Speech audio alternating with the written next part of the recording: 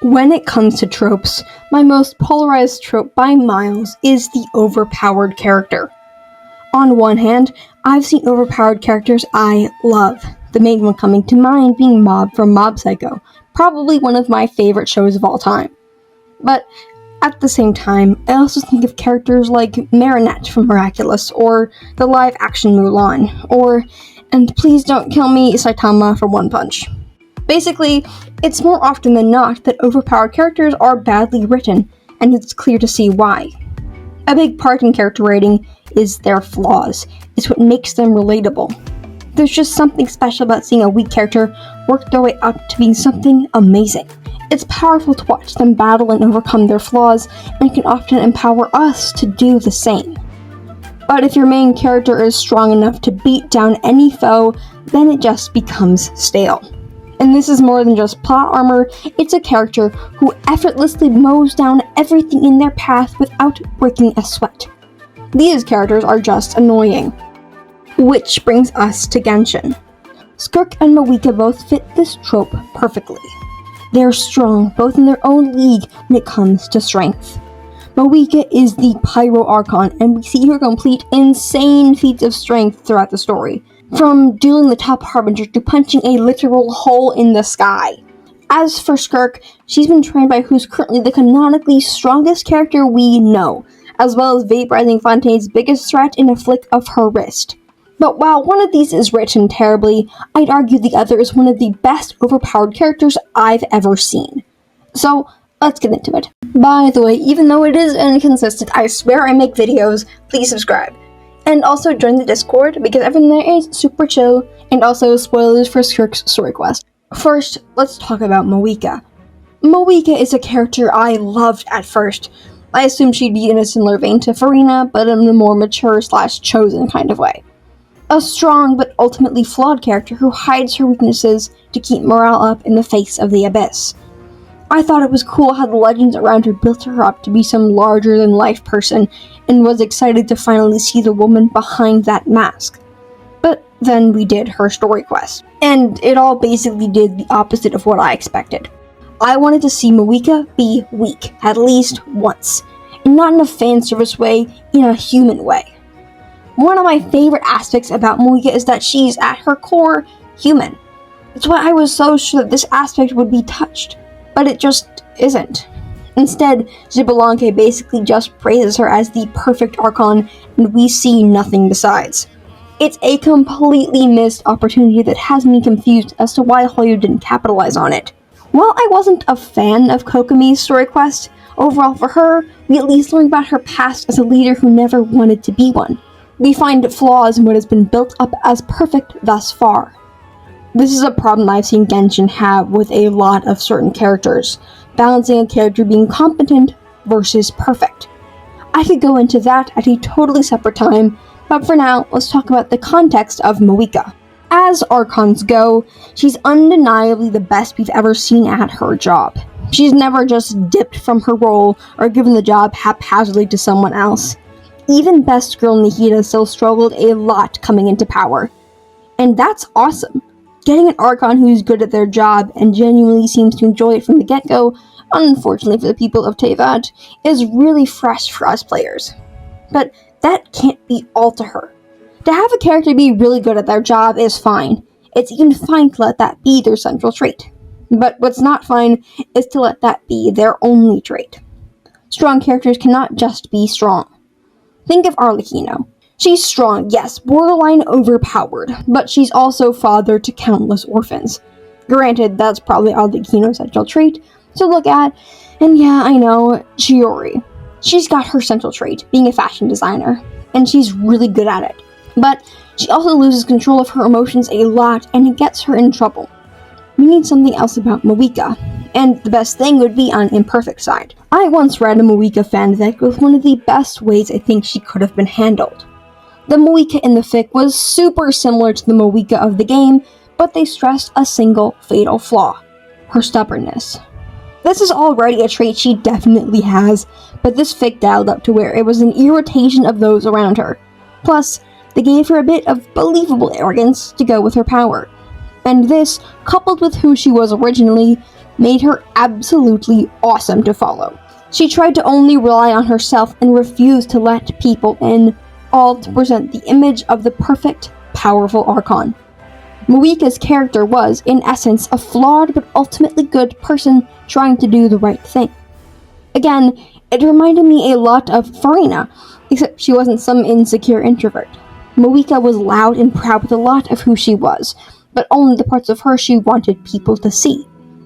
The fic eventually had her learning to rely on the people around her, becoming close to the Mavuika we know in the current story. Just by giving her 2 basic flaws, her character was given so much depth. This fic honestly wasn't all that groundbreaking, at best a 7 out of 10 for me, but that just goes to show how easy it is to give depth. And Hoyo clearly knows this, especially when looking at the other character I want to talk about. Skirk is a character that, at first, I hated. I already have a disinclination toward overpowered characters, and I especially dislike emotionless ones. Their friendship with the Traveler can often end up feeling forced and sudden, and I always feel physically uncomfortable when that kind of stuff happens in stories. I literally only did her story quest because I randomly pulled her and wanted the mats. I fully intended to slog through the quest, pay attention to the lore, and move on with my life. But when I played it, oh my god, her quest was absolutely phenomenal. It took everything I assumed about Skirk and bashed it against the floor. A completely overpowered and perfect character, only after insane amounts of abuse and torture. Eternally jaded and stoic, not always. Unemotionless, distant slate? Yes, but for reasons that had me sobbing like a baby. Skirk uses something that, after watching Arcane, I like to call the Jinx method. When a character you're writing falls into such a stereotypical trope, embodying it in such a way that it's hard to write around, you use the Jinx method and ask, but were they always this way?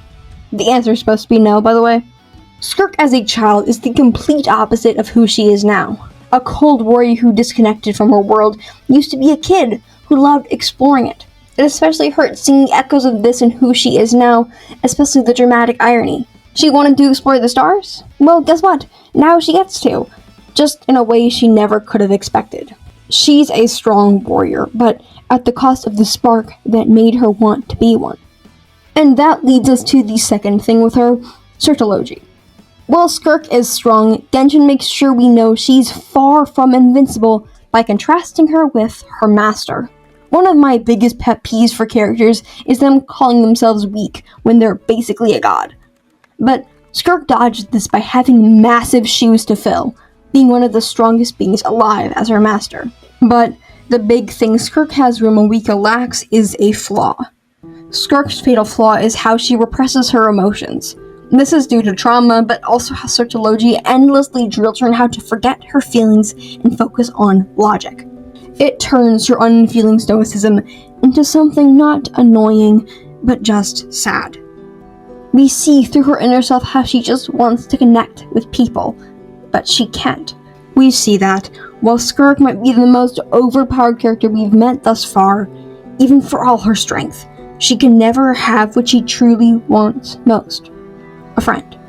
Being strong on the outside is cool, but it's not interesting. We don't want superficial strength. We want an outer strength that comes from within.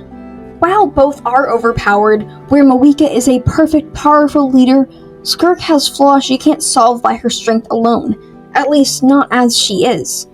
While Mavuika has nothing of real substance to make her realistic to us. Ironically, the alien is more human than the human of these two. Blind strength is hollow. No one gets strong without years of struggle and work, and this needs to be reflected in the character. How you approach the reaction is up to you, but at the end of the day, there needs to be something besides their strength to draw people in. Even slight, basic flaws can do the trick, as long as they're well executed and written. So, as always, some bulleted writing advice for you if you want to write yourself an overpowered character. 1. Being strong is fine, being only strong is not. Let your character be amazing at their job. Let them win fights. But also, let them mess up emotionally, get blindsided, or be a disaster at interpersonal relationships. It's balance. 2. Stop treating competence like perfection. Just because someone's competent does not mean they have to be idolized or godlike. You can be a genius and still make a fool of yourself, or have shortcomings in other areas you wish you can fix, but can't with your current skill set. 3. Use the Jinx method. If your character feels way too tropey, ask yourself, were they always like this? The answer should be no. If a character is strong, they should have had to work for it. So what was their journey to strength like? How does it impact their view of the world now? 4. Tragic backstories aren't required, but context is. Skirk works not just because she's sad. She works because the strength we see is the end result of a painful, believable journey. Give your characters a road, not just their destination. 5. Contrast your characters with someone stronger. Let them feel small. Even the strongest people are not going to be invincible. If your character is the best, show what it costs them, or who's out there that reminds them that they're not. And it doesn't even have to be physical strength, just someone who's better than they are at a certain thing to show that they're not the end-all be-all gold standard of everything. 6. Even basic flaws can carry a lot. Stubbornness, arrogance, fear of vulnerability. Don't overcomplicate it. You don't need a Greek tragedy, just pick something they suck at and lean into it. 7. Let their strength come from within.